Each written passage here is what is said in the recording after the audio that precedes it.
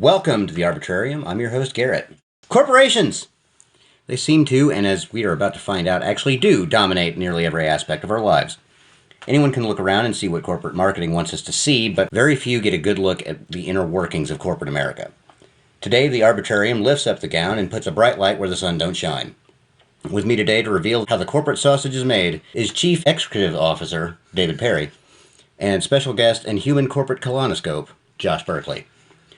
Josh, to start off, what exactly is a corporation? So, thanks for having me on, guys. But Glad to have you here. A corporation is a business that is owned by the public instead of by a proprietor of the company. So, oftentimes businesses are started by a founder, and those people will own the company to a certain point when they reach a certain level of success, and then they'll start selling shares of that company to the public. Is that what going public means? That is, and you hear about it. It's also called an IPO, Initial public offering. Yes, yes. What is the most contributing factor to when they decide to go public?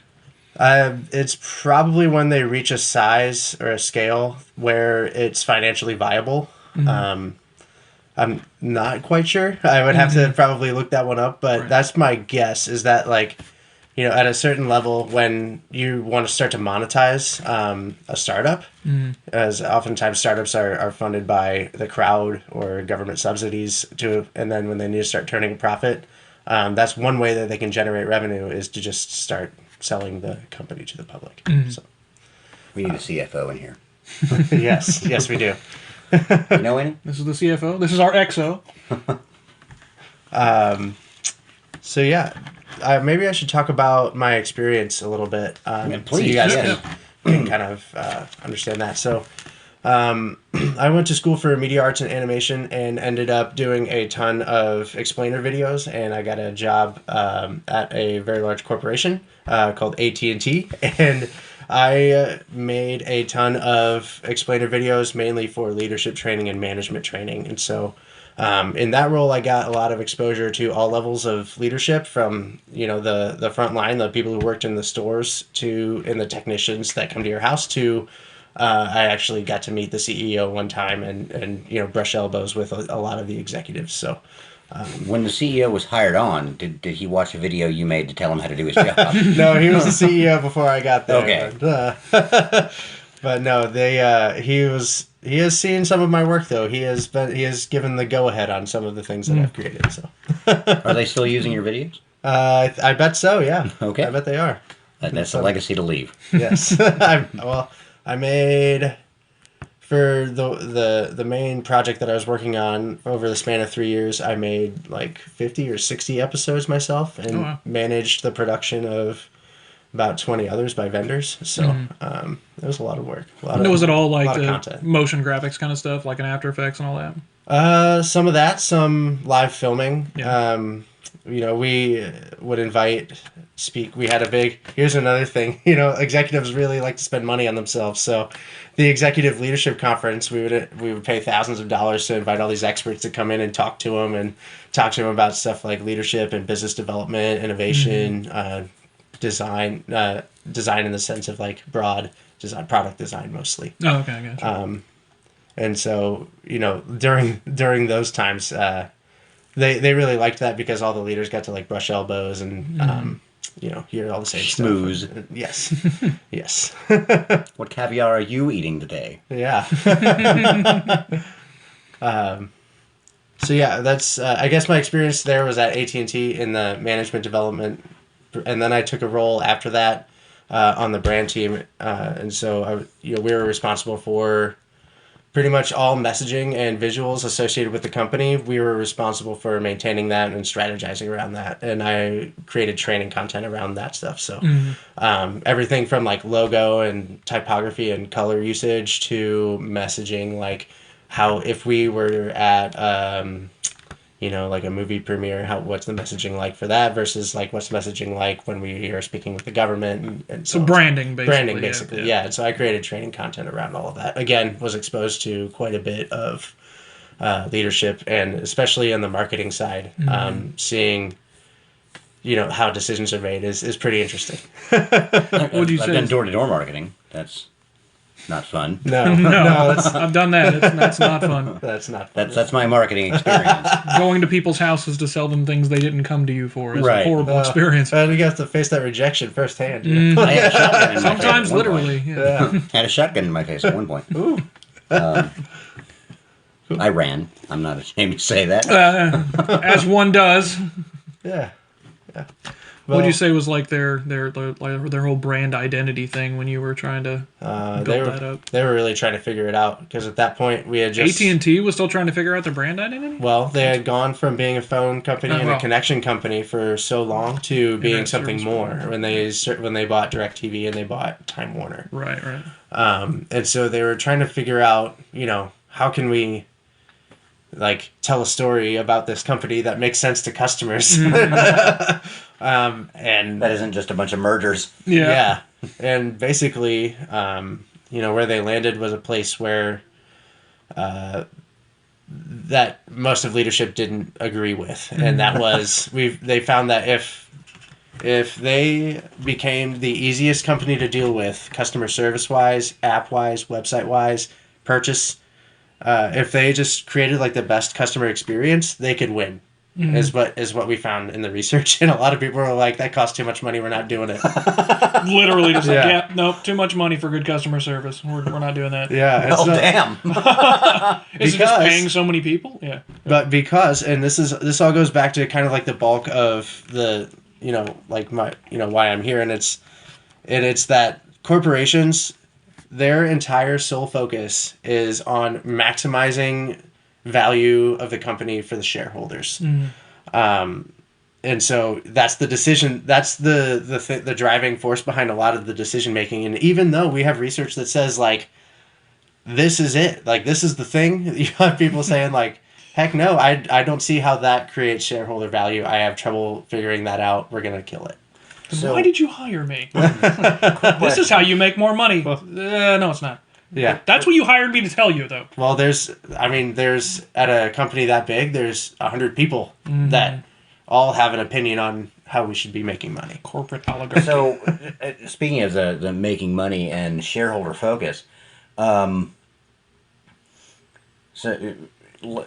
looking at the customer that buys your product and focusing on the shareholders, I get that there's a responsibility to shareholders to not intentionally tank your company, and by making the company look like a good investment, is that where they're getting most of their money? Is people buying more stock instead of actually selling things? Is that what's going on That's a here? good question. So it's really all about how the market analysts view your company, and so it is part that, but in order for those market analysts to say this is a company that's doing well, they want to see certain numbers go up. And so, when we bought Time Warner at AT&T and we put out HBO Max, all the analyst community was concerned with was like, is your subscribers going up for HBO Max? Because so much of the company was dependent on owning the content and the distribution, and that was a huge part of it. And they were going to put out like an ad VOD, which is an ad-supported video on demand, for those of you who don't know. Kind of like YouTube is right now, where like in the middle of your video you get an ad. Well, HBO Max was going to have that. And no! But none of that was going to work. They figured out none of it was going to work, and so they did a quick 180. They did a 180 extremely fast. So that's a bit topical with what's been going on as of this recording with Netflix. Yeah. Yeah. First time in 10 years that they had fewer subscribers, Again, Significantly fewer. it's and they had a 37% stock price drop. Yeah. I think from what I'd heard most recently. this again goes back. They were too focused on that shareholder value, and they took away some of the beloved content, some of the comfort content that people were there for, like The Office. Yeah. That's a comfort show for people. They took The Office off Netflix? They did. Yeah. Wow. They did. I had no idea. I bet they're like, they just want to evolve the content and get people off of certain things, and they wanted to push people other ways, but like, it was a bad reaction. That's not why people come to Netflix. Well, yeah, and obviously by removing that content, they don't have to pay for that IP as well anymore. Yeah. So, Well, Netflix has that problem of the curse of choice. It's got all that content, and very little of it is like Good. tentpole. Yeah. What I'd call tentpole. And they have some, but very little of it's tentpole, and so much of it's just general, like get buried in the content type Agreed. of thing. I think they've been overtaken by Disney Plus, hands down. I mean, like, and that didn't even take long. It hasn't No. even been what, a year maybe. no, but Okay. Disney Plus. I mean, all of their content is loved. Like, Yeah, well, they bought up. They've got Fox, They Fox have- Animation, they've got Marvel, they've got all their Star Disney Wars. content, and that's they got it. Star Wars. It's honestly, with those streaming companies, Discovery. it should be called the IP wars. They should be fighting over all the beloved IP that people spend money on. In my mind. And HBO Max did a little bit of that. I mean, they really, really tried. They jumped on some pretty significant IPs. Personally, I really love the content library. I love the Turner Classic Movies. Yeah. They're like, you can go back and watch Casablanca and like all these great Warner Brothers classics. Yeah. Which think is all that's really Warner cool. Brothers really does anymore. It's Yeah, like, without the entire library of Looney Tunes from beginning to end. that's why I got it. Without risking, derailing the whole thing. When it comes to, battling over IP, there's also kind of a responsibility to treat it well, or you're going to get blasted. I mean, Exactly. you're going to get people that, even if it is absolutely awful, people who hate watch it just so they can bitch about it on YouTube. But Speaking of which, Arbitrators, we have an episode about the live-action Cowboy Bebop. Check that one out. oh, Yeah. Plugging our own material. shameless plug. I dig it. Let's get in that corporate mindset. Yeah. So, Again, there's gosh. I definitely see how that decision tree got made. Oh, yeah. It was the longest piece of critical writing I've ever done in my life. Not the episode. The episode was actually relatively tame, but I wrote like a very lengthy diatribe. breakdown. I wouldn't call it a It's diatribe. almost a diatribe. Did you read the whole thing? Yes. Okay, well. Excuse Are me. you kidding me? Of course I read the whole thing. You watched the show before I did. But so yeah, do you guys want to talk about maybe the shift that happened from like the 50s to the 60s, 70s, and 80s in corporations and how we ended up here? Most definitely. Yes. Okay. Go for it. Well, during the 50s, there was a school of thought amongst corporations called the Wheel of Prosperity. And there were 5 sides to it. It was employees, the community, the company, the customers, and the shareholders. And they would think about these things in balance, and they would try to make sure that they were supporting each one of those things. And during the 60s and 70s, there's this guy named Milton Friedman who started coming around. Yep. I hear more and more about him lately. Yeah, and he introduced an idea called shareholder theory, which, the long story short, is businesses have no moral obligation other than to create value for the shareholders. And, a lot of business people latched onto that idea because, well, it's going to allow them to... Wait, you mean we only have to care about one group of people? Yeah, we don't have to do all this like community support or care about our employees as much and stuff like that. And Sounds great. yeah, and so especially folks in leadership, they were using this as an opportunity to pay themselves a lot more, and because they were creating a lot more profits, basically, or value for these shareholders. And so, the board of directors would see that as something that was reward worthy. Would another part of that also be that shareholder value? That's something that's much more easily measured, quantified. I was gonna say, you could. than, It is. than the other 4 aspects of that. That's a little bit murkier. You can actually look at share price. You've got an Yes. ever-present focus group. Yeah. Exactly. So that So- might be another reason why they latched onto it. Yes. Yeah, I'm sure. Being able to report numbers is a huge deal in corporate culture. Even if you had something that maybe made an impact, if you're not able to quantify it, like it's very difficult to use that work as like a justification for a raise or promotion or something like that without hard numbers. So Yeah. That when I was going through you're about to get out of the Army, here's how you get a job program. I forget what it was called. It's not ASAP. That's Army Substance Abuse Program. ACAP, maybe? Anyway, too many damn acronyms in the military.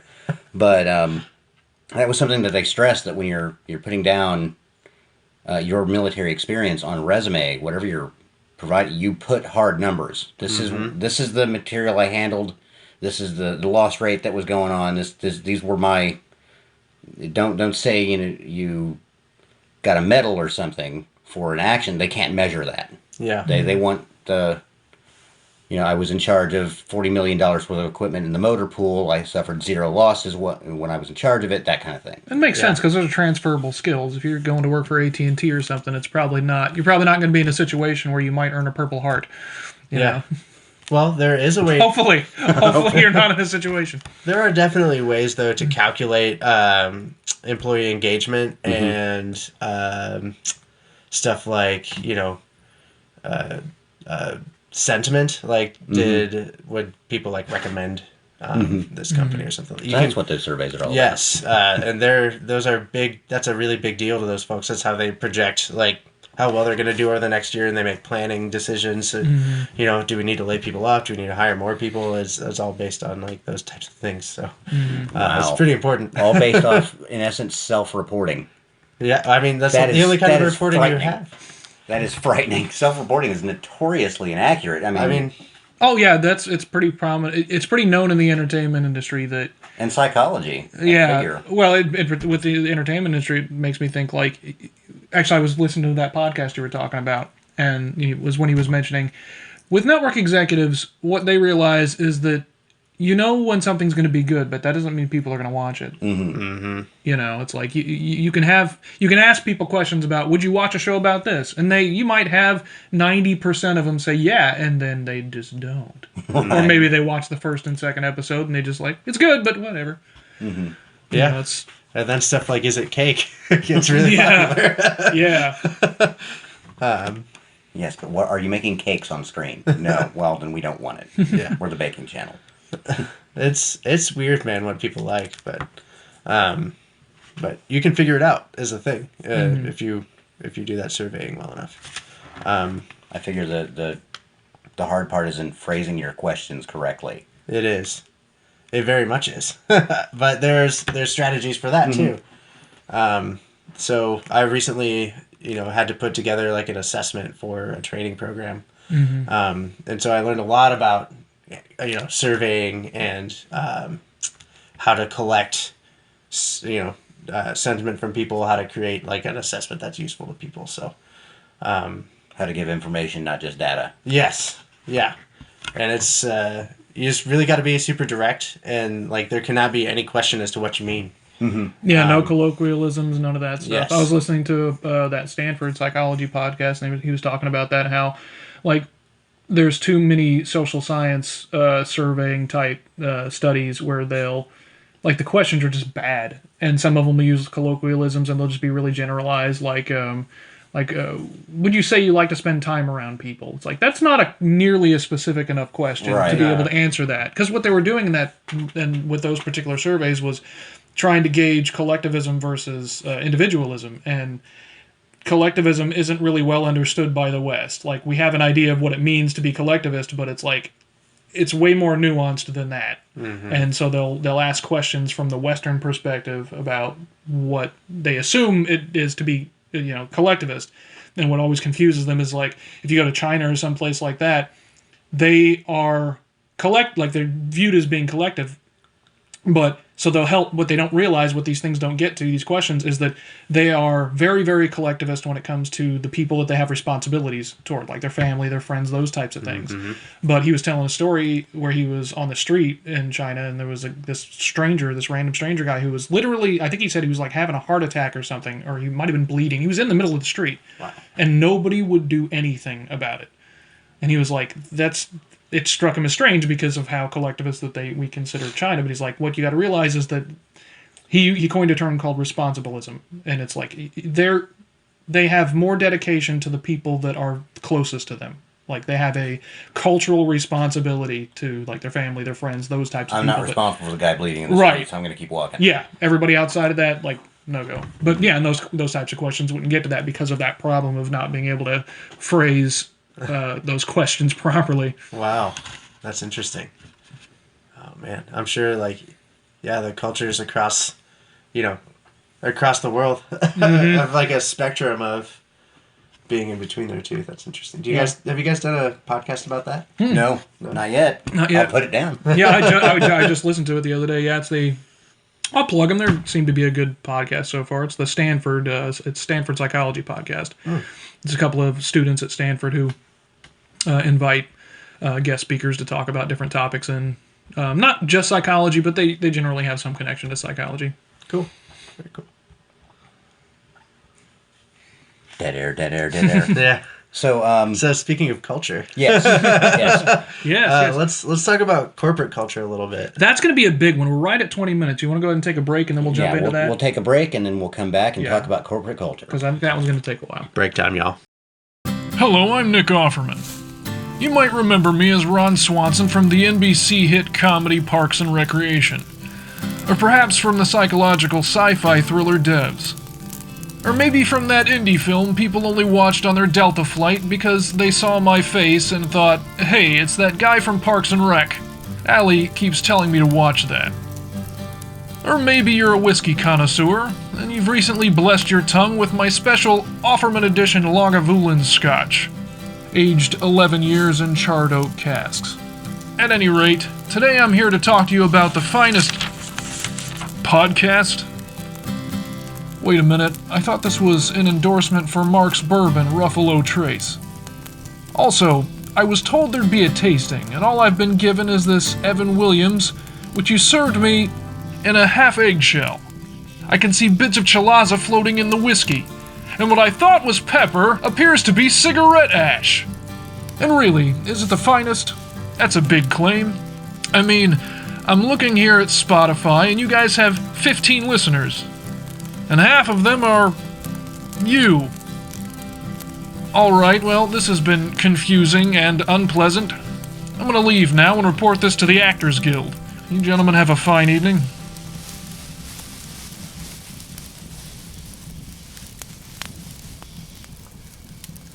Yeah, he's not gonna make it far. Garrett, release Ted Nugent. And we're back, and we're going to talk about corporate culture. So, Josh, please take us away. All right. Well, most corporations have two things in place to help sort of guide the culture. And by culture, my favorite definition of this is from Seth Godin. He says, people like us do things like this. Mm-hmm. And so there are a couple things that companies do to help guide sort of how things get done within their four walls. Because if you do things the wrong way, you could end up sort of like Enron or Wells Fargo, where you have a culture of not so savory things going on. So, Graft. Culture of graft. But they try to wrangle this in by doing two things, and it's by coming up with a mission statement and a set of values. And so the mission statement is what you do, and so that's just a clear articulation of like why your business exists and what you're offering to customers. And then the values are going to be how you accomplish that mission. So, for instance, you could be, there are some companies that sort of encourage a more cutthroat culture, and then some companies that encourage a more kinder, inclusive culture. And it just depends on kind of, what that company has seen success in before. So, at AT&T when I was there, the culture was extremely low risk to the point of like doing a ton of work and making a lot of pitches just to have everything killed. And then the people who said no to those things would get rewarded for saying no. That is exceedingly low risk. How did they get anything done? Well, it amazes. They are successful because of their scale. I will say that. I've seen a company shoot themselves in the foot a couple times, and it's not their fault really. It's it's not really the company. It's leadership that's making some big decisions that impact a lot of people at scale. And and so that's kind of a big deal. And leadership is a huge part of the culture too, because you see. At the startup that I'm working at now, ostensibly, yes, their culture is very kind and inclusive, and their leadership models it, and it's a part of everything. It's part of how they hire people. It's a part of how they interview people.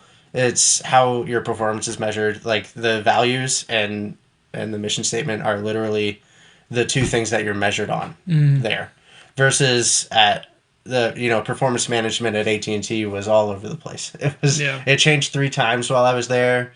And to be honest, it felt like all the managers just wanted to go through the motions and get it done and didn't really care about your growth or improving your performance or anything like that. They like expected you to sort of figure some of that stuff out on your own versus there's a much more guided experience at the other company, which I think is a lot more successful. Right. People are finding,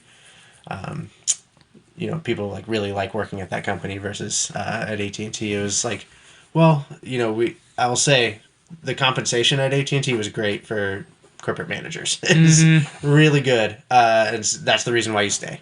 It wasn't because you really liked it there. I say that. So, just kind of touches on something that I'd like to do a full episode on at some point. But how much of what was going on at AT&T was bullshit jobs?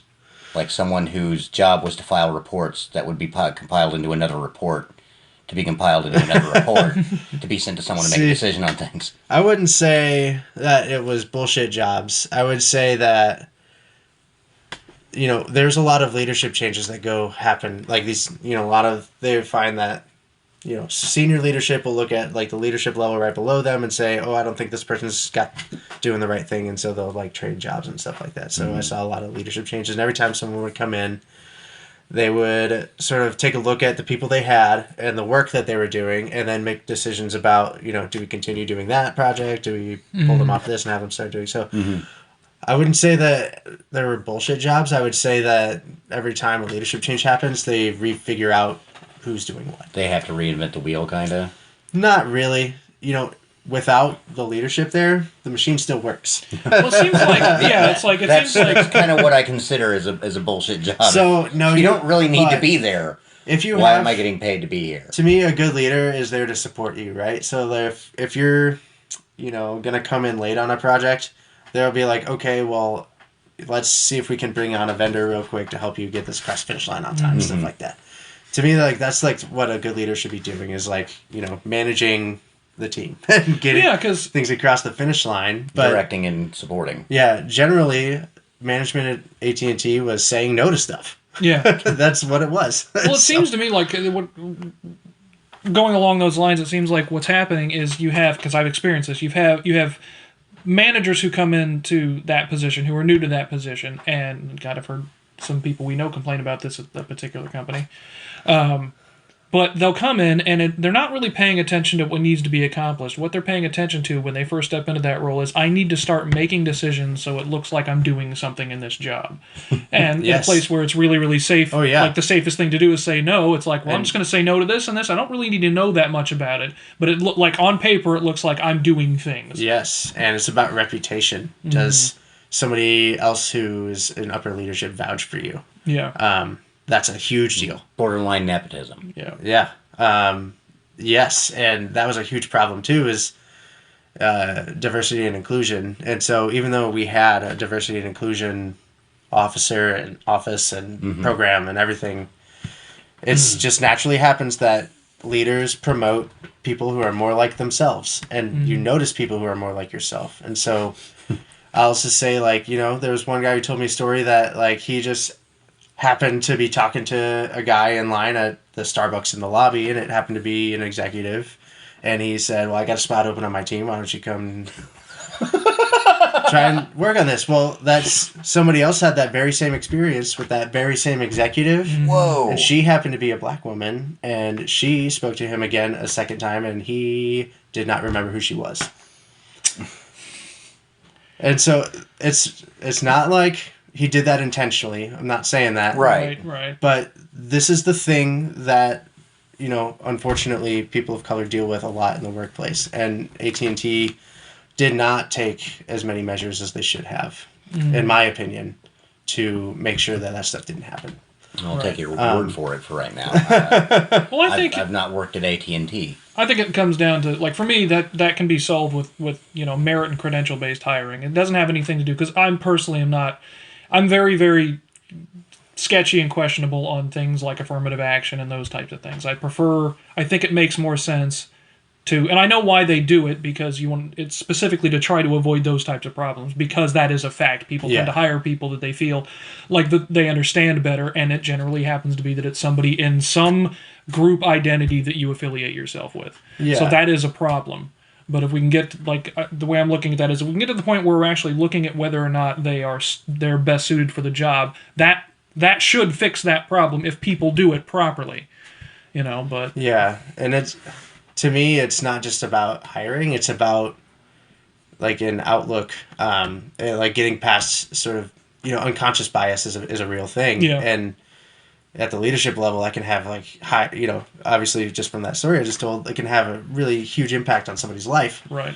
And so, I think that if a good diversity program will make sure that unconscious bias is something that's talked about and thought about in part of the culture a lot more often. Like at the startup I'm at right now, diversity is built into everything. It is built into the system. I can't talk about the specifics of it, but it is impossible for that to happen the way they have it set up. Yeah. And I think it's the right way, in my mind. So. All right. But that's a huge part of the corporate culture thing, though, where a lot of people struggle is that type of thing right there. And sometimes it has to do with race and gender, and sometimes it just has to do with sort of personality differences too. Being when you said that people tend to being the lone, go promote people or put people in positions that are more like them. That's what I was going. That's what I initially thought was the personality type thing. Yeah. And what went through my head was just kind of a corporate drone cloning machine where everyone kind of ends up being the same because the person in charge gets to tell everyone you're going to be like me or you're out. Yeah, and being the lone creative in the room, I did feel like an outcast a lot of the time there, because I would think of ideas that they wouldn't have thought of because they have a certain way of coming up with things, and creativity isn't necessarily rooted in data. You know what I mean? Right. It's not like those ideas aren't viable. It's just that, if you come up with a creative idea, well, now you've got to put all kinds of research and backing into it. And even then, even if you do it, even if you find the research that supports your claim, there's still a pretty good chance that you're going to get said no to. Yeah, and when you rely too much on quantifiable data, inevitably, it seems to me, there's probably an algorithm for this that we either have or haven't discovered intentionally or not. You end up with an output, in the creative industries anyway, that and it ends up making everything essentially look or feel the same tonally or thematically or something like that. Because I can it reminds me of something that Frank Zappa was talking about with the music industry, where he was back in the 70s, we had these, fat, sweaty dudes smoking cigars, and they were the ones that were running the music industry, and they didn't know anything about music. But whenever they hired somebody, they were like, you're supposed to know how to make good music, so make it, and then we'll sell it. And he was like, well, now you got these people that are coming out of the universities and out of college, and they studied music for 4 to 6 years or whatever, and they think they know everything, and they got their hand in absolutely everything, but they're not musicians. And he was like, I'd much rather have the fat asshole that doesn't know anything about music, at least trusting the creative people, because he'll handle the money, and we're supposed to be the one handling the music. He's like, I prefer that, because that's at least it's a balanced, we could do music. There's a balanced system there, and I think that's perfectly fine. I talk to my students about that. It's you need to understand that money is involved, and when there's that much money involved, you have to be understanding that these people have an enormous amount of pressure on them to make sure that the $3 or $4 million that are put in their hands, they're not going to lose that for the company. Yeah, absolutely. I mean, it's take a look at a company like Wells Fargo, where they had so much pressure put on the individual bank locations to hit certain metrics and numbers that they were creating fake bank accounts and basically defrauding the company at large scale because of the pressure to maximize shareholder value. Did anyone go to prison for that? Did anyone go to prison for that? I am not sure. I would have to look that up, but I doubt it. It's one of those, I wouldn't be surprised if they didn't. Yeah. But I wouldn't be surprised if they did either. I'm leaning more towards no one went to jail and there were just some fines thrown around. Well, but you never like one. I wouldn't be surprised if they pinned everything on one dude and he was the scapegoat. The show who goes to federal pounding the ass prison. I do think that they fired a lot of people who were doing that. I would hope they did. But I mean, Enron was another company who they had a mission statement. They had values. They didn't train people how to live up to those values, and so they didn't. The emperor has no clothes. And yes, so they were making decisions that maximize shareholder value, or quote. I'm doing air quotes. You can't see me because I'm on a podcast, but let the record show. Yeah, fudging the record is the same thing as making money in some cases, or what they thought at Enron. Ooh. Doesn't the mob call that cooking the books? Yeah. Yeah. Oh, yeah. And that's something that a lot of companies, they really have to watch out for that. I mean, like, their legal departments and their finance departments they work closely together to make sure that stuff doesn't happen. Mm-hmm. They'll even occasionally bring in a third-party auditor to make sure that stuff's not happening. Right. Yeah. That's smart. But that stuff is usually voted on by the board of directors and the shareholders. So usually once a year, most public companies will have a vote, and you'll vote on all the things that the board is making decisions on, and they'll send you a piece of paper saying what they recommend. And so I got that from AT&T recently, actually. And, it's very obvious the things that they... Burn it to the ground. No. AT&T is a fine company, guys. I did not enjoy working there. The culture was not for me, but there are some people who really like working there. And they find fulfilling careers there, and it just wasn't for me. I'll just say that. There's a lot of leadership, internal competition going on there too as part of the culture. So, we have the branding department and we have the advertising department. And when the head of the branding department disagrees with the head of the advertising department and they're at the same leadership level, who wins? Who gets to make that decision? And especially when the CEO's like, you decide. So I figured branding would fall under advertising. I disagree. I think advertising falls under branding. I was one or the other. It's like these should fall into one category, not have two different departments of equal level. I will say I think that I disagree with you there, because advertising, they're under a lot of pressure to get people to buy, to get people to convert. And so there are strategies for that they, the data shows work. Well, right. Like we talked about before, just flashing a price on screen and some tagline over and over again, that leaves an imprint in your mind. Like I can say, safe drivers, save with Allstate and stuff like that. You recite all these taglines, that stuff's really powerful. When the moment comes where you have to buy something in that space, the brand that's most prevalent in your mind is the one that's going to win, or the one that you think looks the coolest is usually actually the one that wins. I've got a stupid story about that. So in my house, when it comes to buying soy sauce, we buy one brand. Yeah. Kikkoman. Okay. And it has to do with a really poorly done, stupid but hilarious 4chan video that was made 14 years ago. Where the beatards on 4chan came up with this jingle about Kikkoman being the ultimate Japanese sauce in very just bad Japanese, shitty flash cartoon. And it stuck with me.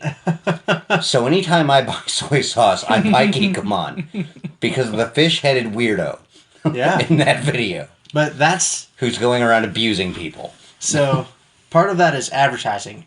Now, branding is creating a reputation for your company. Yeah. And so the advertising that should help support that reputation, basically. So, if I think about, advertising is sales and branding is PR. Yes. Okay. They're married, but... there are sort of different. One should fall under the other. Whichever it is would probably depend on the company, I guess. But let's say for branding purposes, at AT&T we only want to use the color blue, but if we use a purple one, the studies show that it gets more people to click on the purple one. but that's not part of the brand colors. So now we're at like, we're at a an disagreement. impasse. Yeah, but to me, like the brand should be more important than like the one little sale. Like having having brand sort of stock or there was a word for it, brand equity. Mm-hmm. Developing brand equity is more important than one single sale, because brand equity means you're going to get 1,000 sales over the next 5 years, Right? Yeah. Versus one single sale right now. Mm-hmm. But that's not the way, because the market analysts are so quick to react, and the way the news cycle goes on the daily basis right now, Yeah. everybody's looking for a scandal. Well, it's just different now than it used to be. But. Yeah, I've been in sales. And we didn't give two shits about brand equity. See, well, then I feel like that's a mistake on your company's part, in my mind. Oh yeah, definitely. The whole they made up for that in, I guess, customer support and retention. Okay, but we were never specifically told to create evidence, but we weren't told to not create evidence to make sales. And I knew of a few guys who, they're going out doing it was pest control. Going out doing their pest control thing, and they got the fun little tank that sprays stuff all over the place, and then, you know what? This area, they might have some moles in here. Well, they'll take their stick and make a divot in the ground and spray a hole down where you can't really reach the bottom, and then go find the homeowner. Hey, I found a mole hole. Yeah. We can help you with that. And it's like, that is super shady. Yeah. You shouldn't do that. It's one reason I couldn't make sales was I'd tell the truth. Yeah. As I saw it. Well, I feel like if your company has a good brand, that's exactly what you should do, is tell the truth, and people should believe in it. Yeah. If I have a good brand, then people aren't going to do it. That's the way it is. But another part of that was just the industry. Yeah. The pest control guys are not exactly known to be trustworthy. It's why Orkin. It's why I think Orkin does their advertising the way they do. Where anytime you see the Orkin guy on screen, he's just very professionally looking. Yeah. He's the Orkin. Oh yeah. He's the Orkin man. So. Why I was not allowed to grow a beard when I worked for the company I did. It had to be clean shaven. Clean polo, khaki slacks. God help you if you show up in jeans.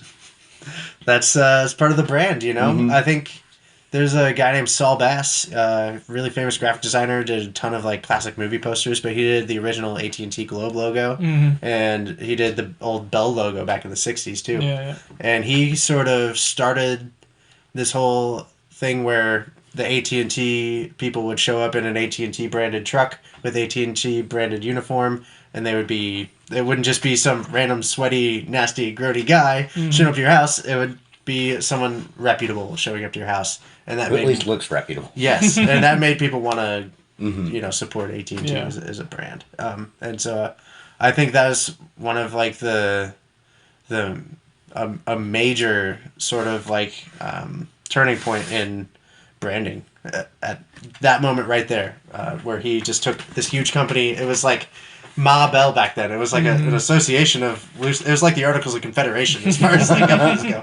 But he took it and unified it and made it into Bell, and that was to me like one of the big accomplishments in branding. Yeah. It reminds me of the story of how White Castle saved the the restaurant industry. Yeah, we're gonna make everything white. You can see exactly how everything's being cooked, and we also give free burgers to doctors that show up in lab coats. Mm-hmm. Anyone that shows up in a lab coat, if you look clean. And there were a few people who got free burgers by showing up in painter's coats. Yeah. A few free burgers is a small price to pay for people who are like, "Ooh, that's a doctor. He eats there. It must be healthy." White Castle. Oh man, that is just putting a demon in your belly, is what it is. White Castle, that's the evil stuff. It's a demon. It's a guilty pleasure. I do enjoy White Castle from time to time. I typically can't eat it because my wife refuses to. I do too, guys. She's the smarter. She's the smarter of the two of us. I will go there for their jalapeno cheese sliders and their chicken rings. Like that's the chicken rings, man. Their fries aren't great. So I I heard someone else say this, and I feel like it's a good analogy. Like, eating fast food now feels like what it must feel like for, I've never done this, but for someone to, like, cheat on their girlfriend or wife or something. You know, like, it feels good in the moment, but afterwards you're like, oh, no. I've never done that, so I can't. It has to be what it feels like, though, right? Maybe to similar in spirit, if lesser to degree. Yes. Yes.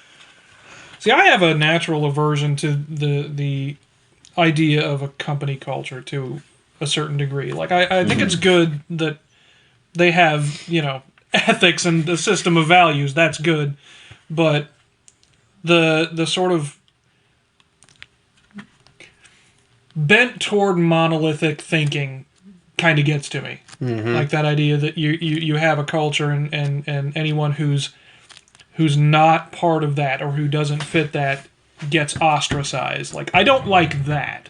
And if you're not careful, that it can go that direction. Well, yeah, and that actually did happen to me at AT&T in that second role that I was in. I did not fit in with those people. Yeah. And I was ostracized. Yeah. They surplused me. They pretended that they had too many people on the team, and they eliminated my position.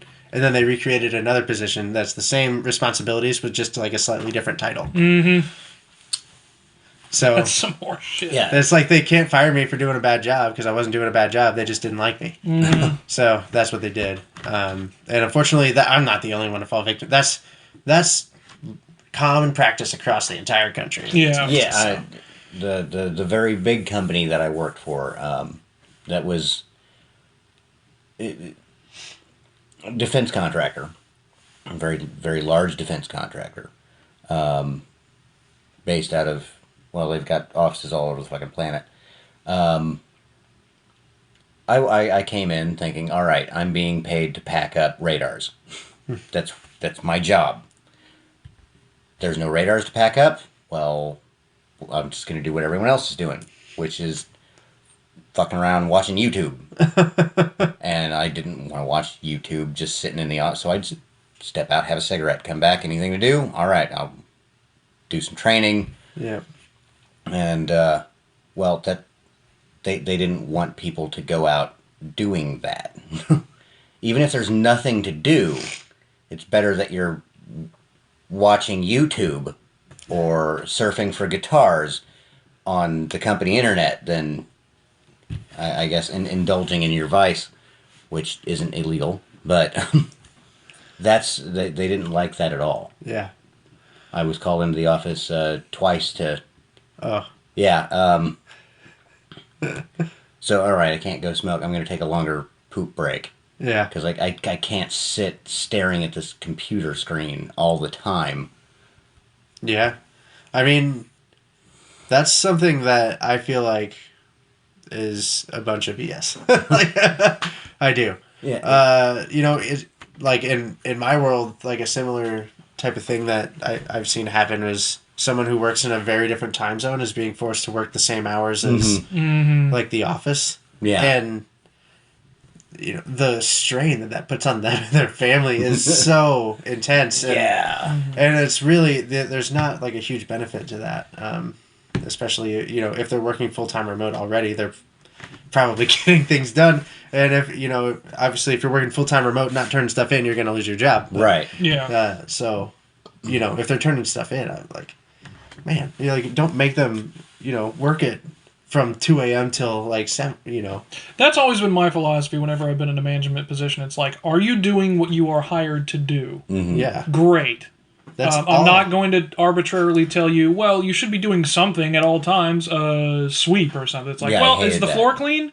Okay, fine. You don't got to sweep then. If it's okay to not do something for a little while, as long as the things that you were hired to do have been done. If you're doing your job, then you've earned whatever breaks that you have time to take. That's one thing that I like about the company I work for now. I make envelopes now. I work on machines. And the I've heard whisperings that they're trying to change this, and I hope they don't, and I hope the union fights it. But if the machine is running, if the machine is making good envelopes, excuse me, you are excused. And if everything's caught up, they don't give two shits what you do. As long as you're making envelopes, and they're good envelopes. See, having a union makes that situation a lot more likely. Yeah. I think. Mm-hmm. I know people that have worked at Allison's and have had similar experiences where, like, you know, having the union fight for you makes it so that you don't have to, you know, go 110% for the entire time that you're there. Yeah. You're working at a manageable pace, being productive still, but like. And we already work longer, more intense hours than damn near any other country in the world. That's something else I wanted to talk about. Now that you bring that up, so and I've never worked in Germany, but if you look at the hours that Americans work versus the number of hours that Germans work, there's a big difference. We work more hours, but if you look at the productivity per hour, net productivity of comparable firms, it's about the same. And I heard this explained as there's a difference in German versus American companies, in that an American who's staying over, when they should be going home, but they're staying in the office, it's like, oh, they're dedicated. They're dedicated to the company and the job. A German who's staying in the office is like, why isn't his work done? Why is he sticking around? Yeah. That's one of the differences that I'd heard about. Yeah, and I'll say even within the two companies or the two big corporations that I've seen from like the corporate level, I've worked for other large corporations that from like the frontline level and experienced the butt end of some of these decisions as well. But at the corporate level, what was I saying? You were just talking, man. I know. We're not even drinking. Sorry, what were you? I was talking about the difference of outlook at someone who sticks around in an American company versus a German company. That's right. Okay. Yeah. Yeah, so at AT&T, people stuck around until 6, 7 p.m. every day. I mean, like, the hours were tough. I mean, like oftentimes when you finally did get, like, the green light on stuff, they wanted it done, like, immediately. So that's when you're up late and stuff like that, and then like you turn it in, and then you get a little bit of a break and whatnot. But kind of an incentive to not come up with new stuff. it is, and that's why they say no to a lot of stuff. Versus, in a startup, it's like, guys, we don't have anything. We don't have, we need so much. For instance, like the company that I'm working for now is so young that they've only had performance management in place for a couple years. And so that means like, you're measured on how well you're performing your job, basically. Right. And so just to get that put in place took like 5 people a year and a half, and so like, this was put it earlier. It's the startup. It's like, all right, we have 1,000 people's worth of work to do, and we have 200 people. Yes, and so like the work is insurmountable, and the thing about it is though is they're so nice about it. They're like, we know it's like that, so take breaks, take days off, take care of yourself. If you're sick, you do whatever you got to do. Have a smoke and a poo, calm down. Yeah, yeah. It's just a lot different. It's like that Spice Girls song. That's what that line actually means. Yeah, the zig a zig odd line. That line, it's just a real quick aside because it's funny as shit, literally. That line actually was from somebody that when they were in the recording studio, somebody who from another band would come in and they would want to record, and the Spice Girls would be in the middle of recording, and he would just get pissed off, and he would just smoke these really stanky ass cigars, and he'd come in for a second, and they'd say, I really need a shitting cigar. And that's where that line came from. They just fudged it like British people do, and that is how that line came into life. I did not know that. That's incredible. That's a great story. Yeah, it makes you appreciate that song and the Spice Girls a little bit more. It's inspiring. Yeah. But I'd say the last thing that I have to talk about in terms of corporations is like taxes and lobbying. That's sure. That's a big one. It's about time for another break. Yeah, it'll be our last break, and we'll be good to go. Yep, about 30 minutes. All right. Well, we'll see you after a message from these sponsors. Now that's what I call Harpsichord Volume 3, featuring all the greatest Baroque composers, including Johann Sebastian Bach. and others. This 500-disc set will have you voting in the streets to such turn of the 18th century hits as Concerto for Harpsichord in A major, Concerto for Harpsichord in F minor, Concerto for Harpsichord in D major, and Concerto for 3 harpsichords in D minor.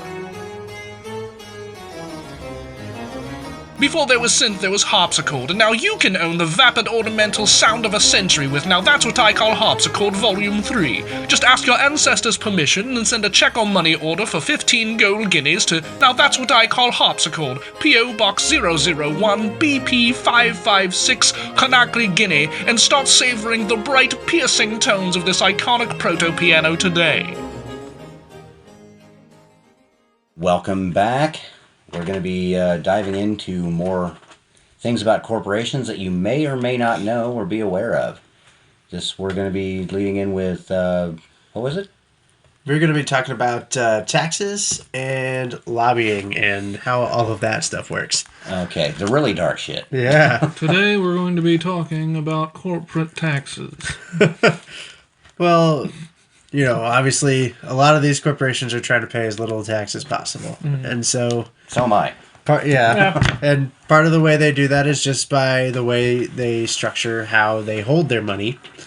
And part of that is done through a process called lobbying, which is where they try to convince politicians to make the rules in their favor. Mm-hmm. Usually, this involves some kind of donation to either a 501(c) associated with that candidate or directly to the campaign. There are rules around where campaign finance money can come from and who it can come from, which is then usually circumvented by these like nonprofits, these 501(c)s. Mm-hmm. Right. So basically, you know, our politicians are taking money from most of these corporations to, you know, go on the road and campaign and win elections. And in return, they're probably expected to rule in a certain favor or in a certain way. It probably aligns with what that politician would have done already most of the time, but sometimes not. Mm-hmm. Sometimes that money can be influential. Dogleg finance lobbying. Yes. See, Dave and I had an idea on how to solve this one. Okay. Right? So I was wondering if you were going to bring this up. We've been kicking around running as a joint, you know, together for a Congress seat. Oh, that's and the idea that we had was, all right, we're going to be approached by lobbyists, right? We're going to put this out to the public. Who do you want us taking money from? You get to vote on the corruption. We're making it transparent. See, I agree with that sentiment very much so. Oh, shit. That was supposed to be a joke. No. I agree that there is nowhere near enough say. The people do not have near enough say in what happens in government right now. Mm-hmm. And we have the technology and the means to open something like that up. We can secure it using blockchain. Like, there is a way that we could potentially develop a system like that. And I think we absolutely should. Or else, you know, if people know that there's a way to do it and we're not doing it, they're going to be kind of mad about it. So, well, it's one of those systems of checks and balances that we didn't really pay enough attention to when we were sort of drafting how all this shit was supposed to go. And that's that relationship between customer, company or corporation, and government. Yeah. We don't seem to have a real good knack on that because we got to a certain point where like the corporate sector, the market, and well, not the market, but the corporate sector certainly, and the government started doing shit that doesn't really involve us, but has a lot to do with how our lives are directed in certain ways. And that's a bit frustrating. I'd like to rephrase that from customer to citizen, please. Oh, yeah. Okay. Fair enough. Ironic. But, yeah, so, like, when the Republicans are in power, generally, that means lower corporate taxes. Most of the time, the corporate tax rate is lowered. It was a big deal the last cycle because Donald Trump was in office and everything was a big deal. All of a sudden, everybody cared about the stuff that was going on, you know. And so, you know, to the fault of a lot of us Democrats, we kind of let the Obama years go by being like, we love him. You know, we didn't pay that close of attention to the activity. Some of us were. But they called us racists. Not if you're a Democrat. Yeah, you didn't pay attention to that stuff. Well, I witnessed that enough times. Democrats, like, gatekeeping other Democrats as far as what they were allowed to criticize when it comes to anything Obama was doing. Obama was the biggest one because, and the fact of the matter is, it was because he was the first black president. So it became a pretty big taboo to criticize just about anything that he did while he was in office. Yeah, and I think that presents an issue. Yes, it most certainly does.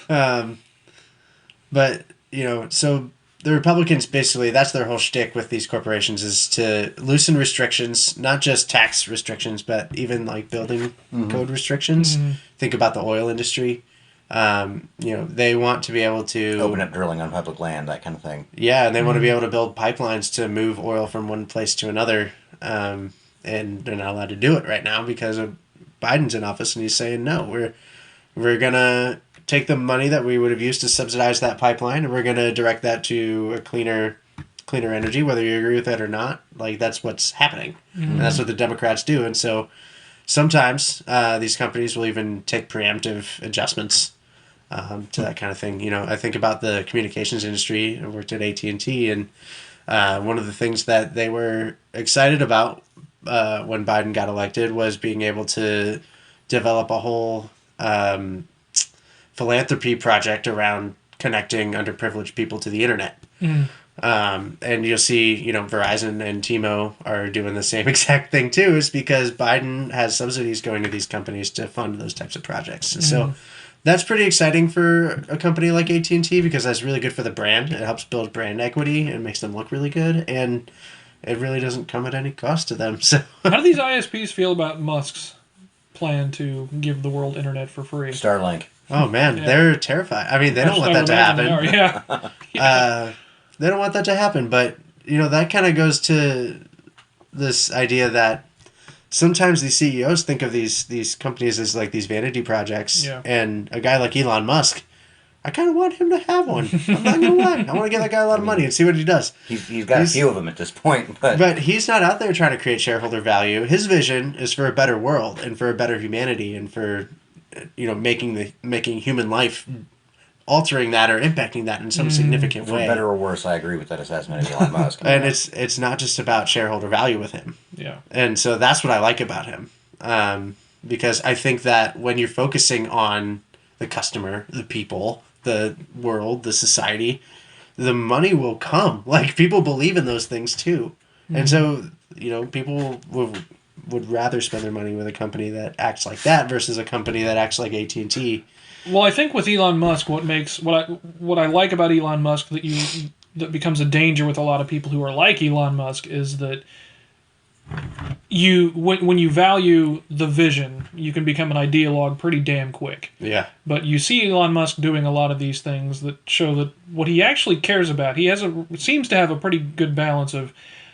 It's not that he just has some vision for the future and a better humanity, because that can be a scary thing to look at a guy like, okay, what are you up to? But a lot of what he's doing is keeping an eye on the open communication between people and between corporations and between that's a really big focus for him, is making sure that there isn't that gap between what people want and what the people who are in those leadership positions are actually capable of doing. That seems to be important to him. Yeah, I would agree. He's a unique leader in that way. If he was trying to sell as many cars as he possibly could, he would have made a Ford Focus. He wasn't trying to do that. He was trying to do something different, something that moves us towards the future. Yeah. So I really think that those types of leaders are needed, versus ones that are constantly saying no to new things and just only going with something that's worked in a traditional sense. Well, yeah, and the idea that the citizens or even just his customers or whatever, they're a part of whatever that future is going to be, and it's not just him and some people that he knows. We have a great idea for what our morals and ethics as a society should be moving forward. That's the shit that scares me when somebody starts talking about. Somebody in a position like that starts talking. It's like, who's making these decisions? Who are you? Who are you supposing should be able to make those decisions and draw those lines? The one policy that kind of thing that I've ever seen out of Musk, and I could be wrong about this, is the very much free speech. Stop trying to curtail what people can say. Yeah. That's the only moral policy I can think of that comes out of Musk. Yeah. Yeah. And that's one that I wholeheartedly agree with. Yeah. That's one that's uniquely American too, in my mind. I mean, the British would argue, well, but yeah, I would agree with you there too. But they don't have a constitution, so fuck them. Yeah, that's true. Well, they do. It's just not written down. Then it's not a constitution. Well, that kind of thing. It's it's not self-deprecating. It's a self-removing moral stance. Like the moral that he has in that situation has to do with giving as many people as much power over what they can do and what they're going to engage in and what their future is going to be like as possible. Like when you're dealing with ideologues, it's like, well, see, here's the thing. The thing that I think, the moral system that I'm working with, allows for you to think what you think and do what you want to do. Yours doesn't, and that's how I can say I'm pretty sure mine's better because most people would agree, because they have the ability and the power to agree with it, that they'd rather live in that place. Yeah. Absolutely. I heard a nice little thought experiment coming home from work the other day. That was let's make a list of the top of 10 historical civilizations that have allowed free speech, and 10 historical civilizations that have not allowed free speech, and count the ones you want to live in. Yeah. So here's a question about free speech. Mm-hmm. Is the amount of money a corporation gives to a campaign considered its speech? So are we talking like the personhood of this is the school of thought that was once had, was that a company should be able to give as much money as they want to whoever they want to, because that's a form of communication, a form of speech. Yeah. Mm-hmm. I don't think corporations in that regard should be considered people. No. I think in some other legal situations, yes, you can consider a corporation a paper person. Yeah. But it's in terms of campaign finance, no. In terms of anything that affects public policy or potentially public policy, no. Well, that's not the way it's set up right now. I know that's not the way it's set up right now, and I spent a few years trying to figure out where I stood on that. Yeah. Because it is hard to parse through the bullshit, because you got one side screaming something that I disagree with, and another side screaming something that I don't agree with. So, where is the intersection of the bullshit to find the truth, I guess is what I'm saying. How am I going to modulate this? Yeah. And I'd say that I feel like you're right. Corporations should not be treated like people because of the scale. Yeah. And there's a difference between, even the amount of money an individual and an executive makes and the amount of money that a corporation has at their disposal. I mean, one person makes this much money, an entire organization of people makes a lot more money. Yeah. If the quote unquote legal person cannot vote, they shouldn't be allowed to contribute to finance, or financially contribute to public policies, policy campaigns and campaigns. Yeah. Then let's let corporations vote. No. You missed the point. In fact, you went the opposite direction. Yeah. I went that direction because someone could propose that, and I could see that legislation being passed, and I hate it. that makes me want to search for a selector lever. Yeah, I mean, it's a rough situation because these politicians they're gonna have trouble raising money without the current situation, or enough money to do all the things that they think they need to do to win an election. Yeah, but if they all run into that problem at the same time, it's still an equal playing field. Yeah. I agree. And I feel like our politicians should struggle a little bit more to get our votes. Yes, they absolutely should. Yeah, the American federal congressional elections are some of the least competitive in the world. That's not just me speaking. That is a UN study speaking. It comes down to, okay, what party is in what district? Yep. That's who's winning. Yeah. I mean, elections are pretty well, predicted. Yeah. Nowadays, but As far as your congressional, so with the when Trump ran against Clinton in 2016, all the surveys said that Clinton was going to win. Oh yeah. I was going to ask about this. Is the thing. Democrats are more likely to take surveys. Oh, you care about my opinion? Oh.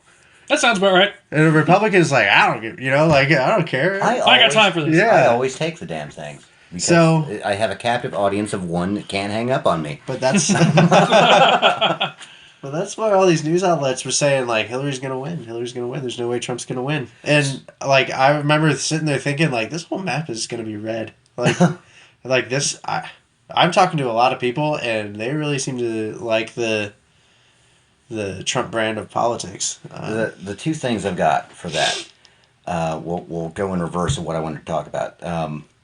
There's been a change in political polling because of that whole thing.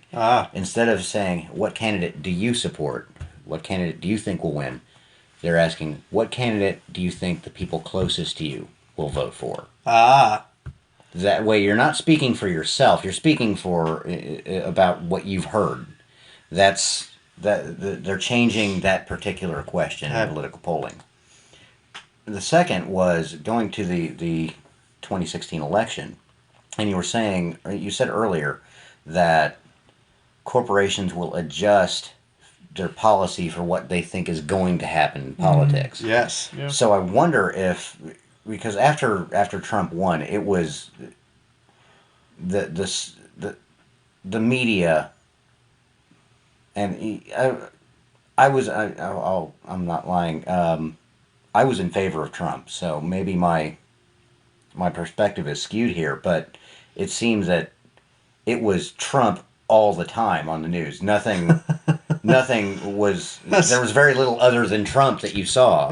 He was an endless well of media. And I wonder if part of that was because of that huge upset. They were expecting corporations all over the place were expecting Hillary to win, and then she didn't. From my perspective, that's exactly what Trump wanted.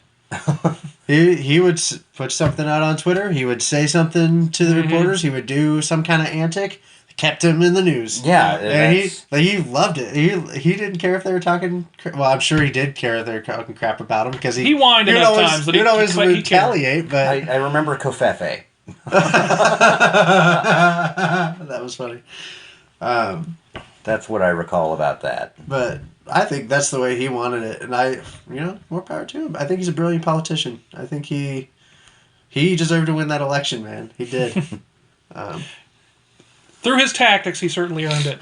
Yes, he did. And Clinton was a terrible candidate. And going back to branding, she had some branding issues, right? So, she looked cold and corporate, basically. Yeah.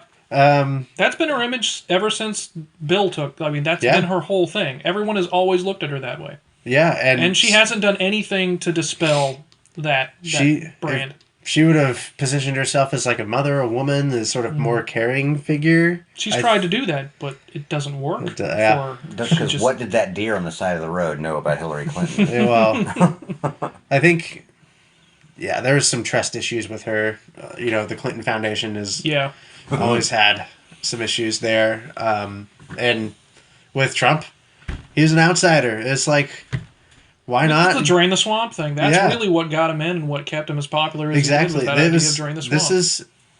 This is something that I don't think this is going to be an isolated thing. I would not be surprised if the Democrats ran somebody, I don't know, like a Zuckerberg or like a someone from the tech industry or someone from. Didn't they try with Yang? Andrew Yang? Yeah, wasn't he? He's a Democratic primary. He's a politician. I didn't think he was like a tech giant or anything like that. I think he had a career in tech before he went into politics. Yeah, I didn't mind Yang. He was all right. Yeah, well, again, here's another guy with creative, visionary ideas. Which honestly, like his plans, they sounded pretty sweet. But in theory, yes. We'll move on from that. We could make an entire podcast on that. There's the line. Yep. But anyway, I mean, So that's generally how these corporations think about taxes, right? Like they want to get subsidies from the Democrats. They want to pay less when Republicans are in power. So it's not really. I guess maybe the point is it's not really about whether they like Democrats or Republicans more. It's about knowing how to prepare for whenever one of them takes office, and they've got dealings and ways of working through it, no matter who's in office. Depending on the industry. For most companies, some industries are heavily one side or the other. The tech industry is definitely more Democratic and. It depends on where your bread and butter is. You know, which one of those is going to be affected more by it. Yeah, and then energy and weapons and stuff like that are tend to be contracting. More Republican. So, but most of your Walmarts, your AT&T, they're playing with both parties, guys. Yeah. I mean, like the, it behooves them to do that more. I mean, defense contractors get, when Republicans are in power, they get to have their cake and eat it too. Because they're going to get a fuckload of spending coming down, like build better weapons, and by the way, you're paying less taxes. So they're getting it hard with the in a good way when the Republicans are in office. A lot of companies are making their corporate offices in tax exempt or states that don't have state income tax, like Texas, Florida. I haven't seen any in Alaska. Well, it's a little. People don't like the weather there. Texas has nice weather. Florida's got nice weather. Global warming. It's going to get better. To me, California is an anomaly. Like, as far as states go, and like the stuff that they're trying to do right now with the whole 32-hour work week and stuff like that. Those are the kinds of things that I hadn't heard anything about that. They were trying to say that 32 hours is going to be the new work week. If you worked over that, you would have to be paid time and a half overtime. Right. Or it's been a while since I've heard even a decent idea out of California, but I'm not necessarily opposed to that one. That one's pretty good. However, Greece, went down that path. Well, yeah, that's true. And their economy ended up collapsing because they didn't have enough productivity to compensate for like the amount of money they're using to pay people. There were other issues in Greece that had, I'd say, affected the Greek economic collapse more so than that. Oh, really? I mean, since Greece gained independence from the Ottoman Empire in the 1800s, you had this system of patronage and clientage that was kind of. Business was kind of done behind closed doors. They had no open air thing. It was all between families, and then you ended up with a government sector that with nepotism. There were plenty of instances. A dynastic market. Yeah, you had a dynastic market is a decent way to think about it. You had places like, okay, well, my cousin is being hired on as a gardener for a hospital that has 7 other gardeners. There's no garden. Yeah. That kind of thing. So they didn't even have to show up to work, and they were just getting a stipend. Wow. So the 32-hour work week, it's like, okay, we can look at Greece, but that's not the real issue there. Yeah. If you look at going back to Germany... I was going to say, we have examples where shorter work weeks, and here's what it is, and as artists, we probably even know this more than most people, at least directly, is that burnout is it's a very real thing. Yeah. Once you get to a certain point in work, and it's usually about 3 hours or so, your ability to comprehend even what you're doing or what you're trying to do, your ability to think clearly tanks after about 3 hours. And so whatever it is you're trying to do is going to start suffering. Mm-hmm. In the sector that I work in, I could actually see that in like manufacturing. I could see that actually increasing number of employed people. Mm-hmm. Yeah. Because the factory I work at, it's 24-hour production. Mm-hmm. It's like, all right, well, we can't have 8-hour shifts, 24-hour production, and then not pay people past the 32-hour mark. So what if we brought in a 4th shift? Mm-hmm. Cut it from 8 to 6 hours. Yeah. And then, 6 times 5, it's 30 hours. But there's your standard shift. Yeah, when I worked at UPS, that's exactly what they did. Mm-hmm. They didn't have full-time people. They had 4 shifts, and everybody was working part-time. Mm-hmm. But there are other unless reasons you're a that package companies driver. do that. Yeah. Yeah. Part-time became real popular among companies when they started being forced to offer health insurance to all their full-time employees. True. That was a huge decision. Yeah. Don't even get me started about health insurance, man. One of the things, health insurance is one of those things that it's so unbelievably He polarizing. said don't get him started. Well, it's so unbelievably You're about to get him started. polarizing, but everybody agrees that it's horse shit. Yeah. Like, everybody knows that our healthcare system is an absolute fucking disaster. Financially, anyway, the quality of care that you get is fantastic here in the United States. Once you get it. Yes. Yeah, but your options for specialists here are second to none. Yeah. Surgeons, I mean, whatever part of your body probably has a special doctor associated with it here versus, like, if you go to... I only work with the left testicle. Like, yeah. But if you go to Britain, they have specialists and stuff like that, but most of... The NHS is a dumpster fire. Well... From what I've heard. Well, people say that, but everybody has access to a doctor for, and it's not going to break their bank immediately. After a 2-hour wait, or after a 2-year waiting list. Or the quality of the doctors, No, you could... Most of it... The way it works there is most doctor's offices are hospitals. So you make an appointment with the doctor if you need to see a regular doctor, but if you have an emergency, like, it's really easy to find a hospital and get care. That's the way a lot of, like, socialized medicine is. It's like small hospitals. I've heard both, I've heard things of both ends about, like, waiting times for hospitals and places that have universal health care, and I never knew what the truth of that was. My cousin lives in Germany, and they have universal health care, and she said, like, there's no problem seeing a doctor. There's no... Yeah. Like, you're having a baby, it's not like there's, like, one doctor delivering 10 babies at once trying to catch all these babies, it's not like it's that. Like the cell, the phone scene from Doctor Strangelove. Yeah. I think that there's something when it comes to public health care in the United States that is not talked about at all, as far as I've been able to ascertain, is, people talk about the cost or the quality of it. It's like, no, you're talking about a fundamental shift of the society to make this work. See, I disagree with you to an extent because I feel like insurance companies are doing the exact same thing that the government would do with that same money, which is they put it all into a big pool and then pay out only when they need to. Insurance companies don't have the ability to regulate food and drug. True. Directly. When you have a public health care system, you now have the state directly interested in the state of your personal health.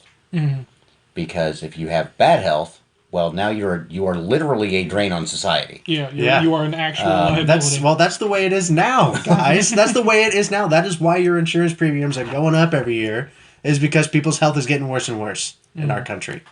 I mean, I'm covered through the VA, so I don't deal with any of you this. have socialized health care. I earned that, thank you. You did. Thank you for that. But don't bother thanking me. I was just paid to go to another country and kill its citizens. That's all I did. Well, unfortunately, the way things are. I mean, like my attitude towards military involvement has changed quite a bit since Afghanistan. Gotcha. Since the whole thing in August of 2021. Yeah. I've become quite disillusioned with the entire military-industrial complex. But I think we're starting to really stray off. Oh, yeah. We are. A good conversation. That's the Arbitrarium. It's a good conversation that strays off. Like, our first two parts were really, really good, and then the third one was just like, all right. This is what happens in every episode, too. Yes. It's always in the third part of it where it's like the conversation gets way more interesting, but it also goes everywhere. I don't know. Sometimes it takes us a while to get to the focused part at the end. Fair enough. But so we talked about taxes, and what was the next one? That was taxes and lobbying. Okay, so we covered those. Yeah, we covered that. If you don't have any last minute, so yeah, I would say, it's not that I think corporations are bad. I don't think that. I think that corporations are a great source of innovation, and they're allow us an efficiency that we wouldn't have otherwise. Would you say that they also allow for some level of public accountability because there are people in the public who own a piece of it? Maybe. There's a very small chunk of the public who owns True. companies, but everyone has the freedom to own a little piece of it. Own a little piece of it, yes. And I think that's cool that like the stock market is how we fund our retirement in this country, and so it's an important part of our society, I should say. Corporations are. I think that many of them have the wrong idea about how to succeed and what success is. I think this whole shareholder value thing, while throughout the 80s and 90s, it caused a lot of innovation, and companies went from being a certain scale to like these mega corporations, and that has caused a lot of efficiency and expanded a lot of things, but it's also caused a lot of problems that would you we say that, talked about. Would you say that it might be an issue of in a certain regard being short-sighted, and that they don't care enough about about their role in the ability of the average citizen to actually spend money? I completely agree with that. Or I would say that they're more concerned with getting $1 from you now than getting 50 cents a month for the next 5 years. Yeah. Because it seems to me like they should be paying more attention to how their practices affect the market and people's spending capabilities. Absolutely. That seems to be the big problem. And I've been bringing up, I actually got interviewed by one of my students recently about the major question was basically my thoughts on the enrollment crisis. Like a student, there not nearly as many people are enrolling or re-enrolling in university. And I ended up having a conversation with them about how the problem is that the students have lost, like there's not nearly as much value in it anymore. It's part of that problem. It's like they're not thinking about the debt that students take on is so great that when you put all of these people through this system, and their thinking on this is, I don't have a future unless I get a college degree. So it's not like they're just saying, well, you could take this loan. It's like, no, you have to take this loan, or you don't have a future. And so you got like the entire, like at least 2 generations at this point coming out with $50,000 to $100,000 in debt. And that is not good for an economy, because none of those people are going to feel comfortable spending money. No. And if they are, they're spending money that they don't have, which is also really fucking bad for the economy, because then they just put themselves even further in debt. Not according to Keynes. No. Well, yeah, I would agree with you that the short-sightedness problem is huge, and the example you just gave with student loans is a big deal. Like these student loan companies, they thought about, how can we maximize shareholder value? How can we get as much money as we can? Well, we can work with these universities and keep these tuitions going up and up, and even artificially so in some cases. And because it's like, well, what's the price that we know people will pay for this? Okay, well, let's price it higher than that. Yeah. And so you're right. I think the student loan problem is crazy, because it is a loan. It was an option that we had. It wasn't forced upon us to go to college and take out that loan. But you're also talking to a more often than not exuberant, overly optimistic 18-year-old who thinks that they're more or less invulnerable and everything will work out for them. And I'll get that job, and I'll make that money, and I'll pay that loan back. It's like, but everybody else that's going in there, they're getting the same degree you're getting. And they who have next to no real experience doing anything but school. Yeah. Yeah. Oh, boy, there's a note. Write this down for another episode of the podcast. I want to do an episode on what would you call it? The extreme burden of academic existence. Maybe I'll remember what I mean when I say that, because it has to do with the stagnance of maturity among people who are in school for an extended period of time, because they're always in that protective environment. Another thing that I... then they become professors. Yes, they do. The other thing that I was thinking of with the shareholder focus, and we need to make our share price as big as possible. Wouldn't that create a situation where the actual value of your stock does not reflect the price, and therefore what you're in essence creating are giant bubbles, not... Yeah, so General Electric makes more money by being traded as a commodity than they do by selling products. They also make damn fine miniguns. And yeah, I think but they sell products. Yeah, they have to have a company that does stuff, right, to be traded. But Well, what's ironic about that is when you really boil it down, it's celebrity. yeah, That's all it is. Their existence. They're just Kardashians of the corporate world.